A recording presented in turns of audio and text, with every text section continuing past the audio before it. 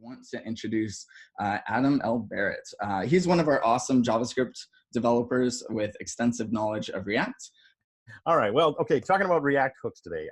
So back in October of last year, there was a big announcement in the React world. They announced this idea of hooks. This was going to change the way you write React components. No longer did you need to write class components. Hooks was the way, and they said it had an alpha release. And then this February, in the 16.8 release, React hooks was introduced to the world at large.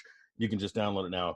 And honestly, they're superior in every way to class components. This is going to allow you to have state and behavior in your components without having to use life cycles and set state and that kind of thing. So the best way to sort of describe you what hooks are is to just show you how to use them. And so that's what I am going to do. I'm going to get in here and just show you how they go. So we're going to start with one, use state. So back before the hooks kind of got introduced to the world, the way you would do state was you would have to use a class component, because you could have what they used to call a stateless functional component for a component. But as soon as you needed state, you had to move into this. Well, now we don't call them stateless functional components anymore. We just call them functions, because you can use this hook, use state, to add state to your app. And I'll just show you how one might do such a thing. So let's say I've got this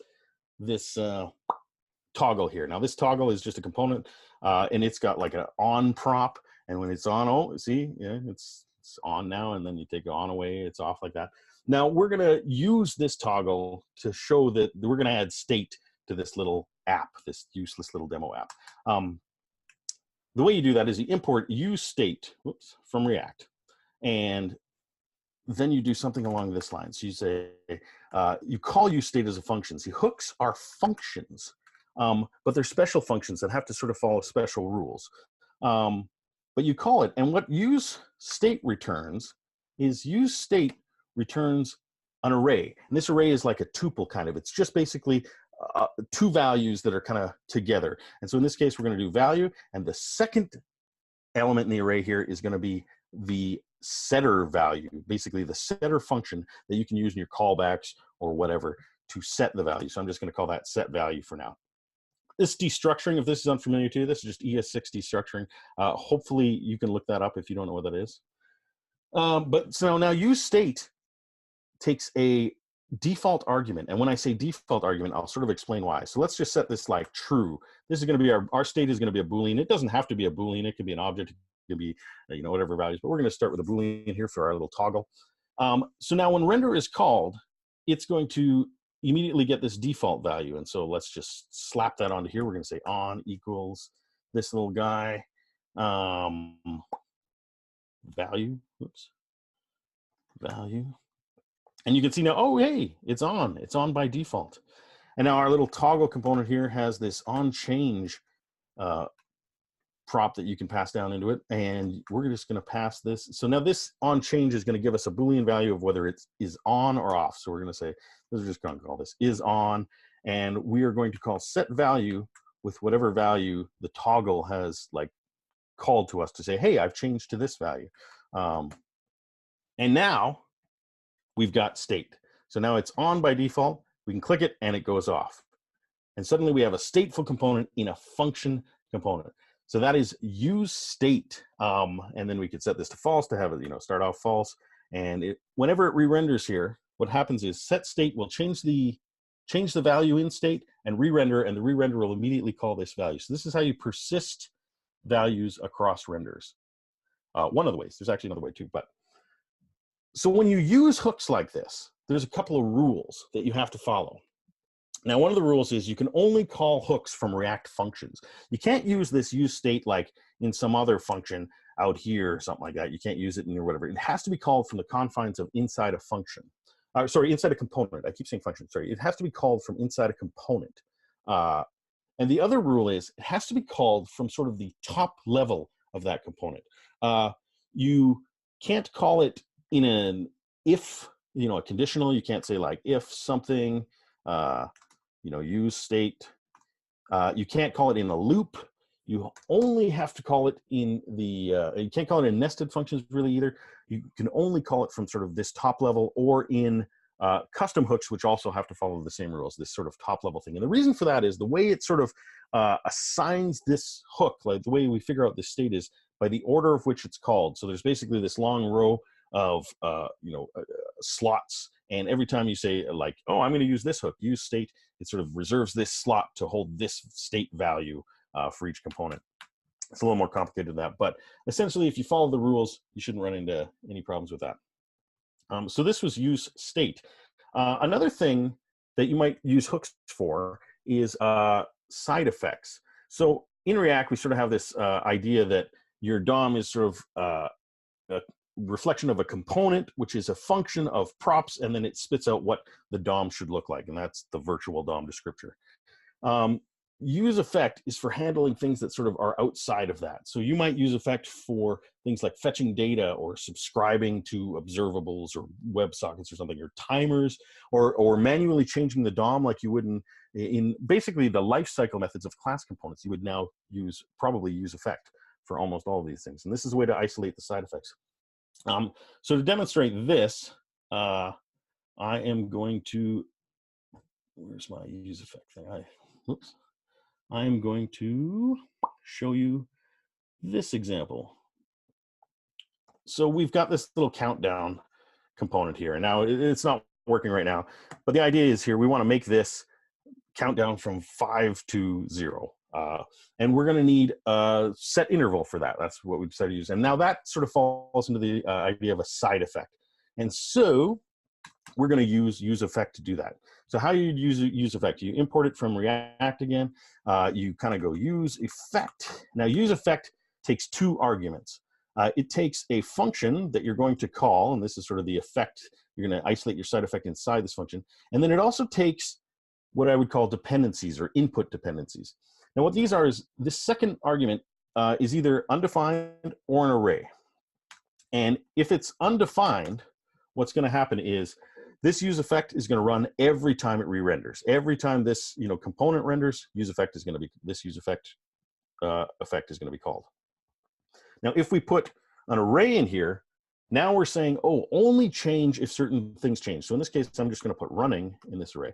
Now, this is only going to call this the first time, and then it's only going to call it anytime running changes. No matter how many times you call render on this component, it's only going to call this effect when running changes. Side note, if I were to do without just an empty array, what happens here is this is sort of like, almost component did mount, component did unmount. When it mounts, it'll run this effect once, and then it won't run it again until, well, it won't run it again at all. And we'll talk about cleanup, which it'll run when it unmounts. But for now, let's put running back in there.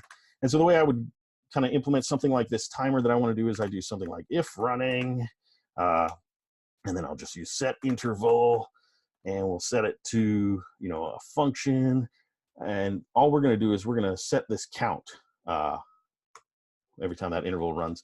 And one thing I forgot to mention about use state is use state can also take, instead of just initial value, it can take a function, and then this will be like, or sorry, set count, sorry, instead of just taking a value, can take a function, and what this will do is this will allow you to base the new state that you're going to set on the old state. So I'm just going to do count, and then you're going to return the new state that you want, and so this will just be count minus 0.1, and we're going to call this every 100 milliseconds. That'll kind of give us, whoops, every 100 milliseconds. That'll kind of give us what we want. Let's see here, unexpected token. What have I done? What have I done? It's in a closing paren, I think. Yeah. There we go. Thank you. Anyone? And another one? You're missing a closing paren, the set timeout. Oh, wait, no, you're not. Oh, I just got this and exited a little bit in there. You need to say if running, running. Thank you. Okay, so now let's close that param in the right place. Now, okay, now we're off to where we're really rolling. Now, the thing I mentioned before was cleanup. Now, use effect also has this idea, if you're going to subscribe to things like observables, web workers, whatever, you need a way to sort of unsubscribe, to clean up. And you get that by just returning a function. If you return a function from your use effect, the next time that this use effect is going to run, it's going to call the cleanup first, or if this component gets unmounted, it's going to call cleanup on here as well. So this is a good thing to do. What we'll do in here is we'll just set the interval, get the interval ID here, and then we'll just call clear interval here. And that'll sort of clean that up. And I think this will actually just work. So now we're just going to try to test this out. Boom. We've now got a little timer. So this is for isolating your side effects. What's my time like right now? You're doing great. Okay, cool. There's a bunch of other hooks that we can talk about if you want to come to the breakout room after the meetup, we can talk about any of these. There's use context, use reducer, a whole bunch of different things you can do. But one thing you can also do is make your own custom hooks. And so that's pretty much using the hooks that are provided for you to make something custom. And we've got this convention of starting everything with use. That is pretty much the convention so that you can have linters, be able to like make sure that you're following the rules, you know, keeping it at the top level and making sure that you don't put them in like a conditional or nesting or anything. And so you should probably, when you write a custom hook, you should probably use that same thing. So we're going to make a custom hook here. What we've got here is we've got an input, and every time we type in this input, this little like animation of the value pops in. Now let's pretend that this animation is like not what the point is. Let's say that just represents an AJAX call or something expensive. And we don't want to do it every time the person types. We only want to do it when we're pretty sure they're done typing. So we want to basically debounce this. So we're going to make a little debounce hook to sort of figure this thing out. So we're going to call our custom hook use debounced callback. And what it's going to take is it's going to take a callback and a wait time in milliseconds. And then we're going to do basically the same thing that the use effects sort of did. We're going to have this like dependency inputs.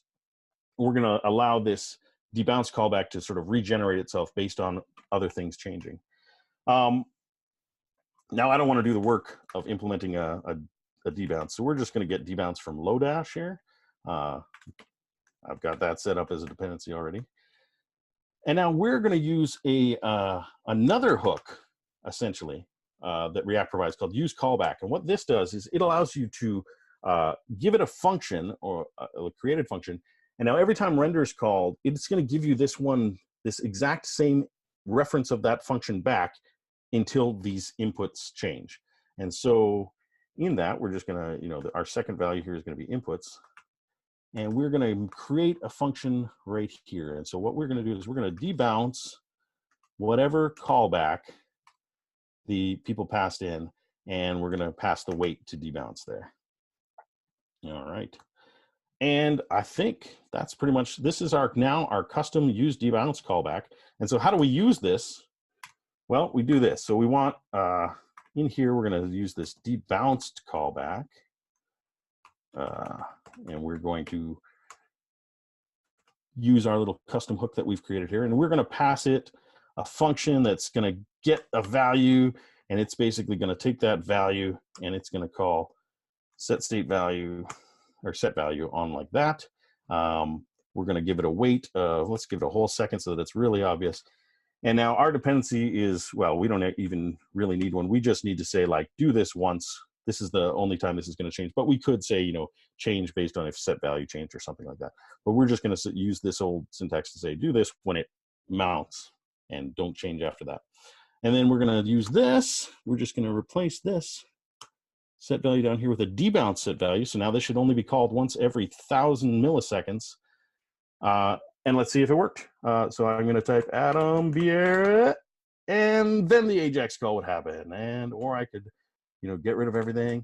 As long as I keep typing, it's not going to do anything. It's not going to do anything. But then it'll wait a second, and boom, there it goes. And you probably in real life set this to a more reasonable value, like 200 or something. But the point is there. This is all about creating a custom hook. So, whoops. Nice. These little guys are in my way. So, some things to talk about hooks, though. The React team has been really adamant and very vocal about don't refactor your whole app to hooks. Components are going to be around for, class components are going to be around for a long time. There's no need for you to like refactor all your class components and all your higher order components or your render prop style things into hooks. You don't have to do that right away. That being said, I disagree with them strongly. Hooks are superior in every way. And so you definitely shouldn't be writing any more class components, in my opinion. You should only be using hooks. And you should, whenever possible, refactor to hooks, because hooks are the future. There's no need to deny it and pretend that we're going to stick around with them. Another thing you might want to know, though, is there is currently no hook equivalent for get snapshot before update or component did catch. So you'll still need your class components for those things right now. But the React team is apparently working on some solution for these in the future. That is my entire talk. I hope it was entertaining, and I hope you learned something. If you want to talk more about hooks or writing your own custom hook or something, meet me in the breakout room after the meetup itself. And now I will take any questions if there are any questions. I gotta applaud a little bit. We had some claps in the chat, but I feel like that deserves some claps you can hear. That's great, Adam. Thank you. Anyone have questions for Adam? Why don't they want you to use hooks? I think they just, I think the idea is they didn't want to do the Angular thing where they're like, oh, suddenly it's a huge change. Everybody has to rewrite their whole app. They just want to make sure that everybody knows, like, you don't have to. Calm down. Hooks are a good thing, not a bad thing. I think that was just the whole idea of it. Cool.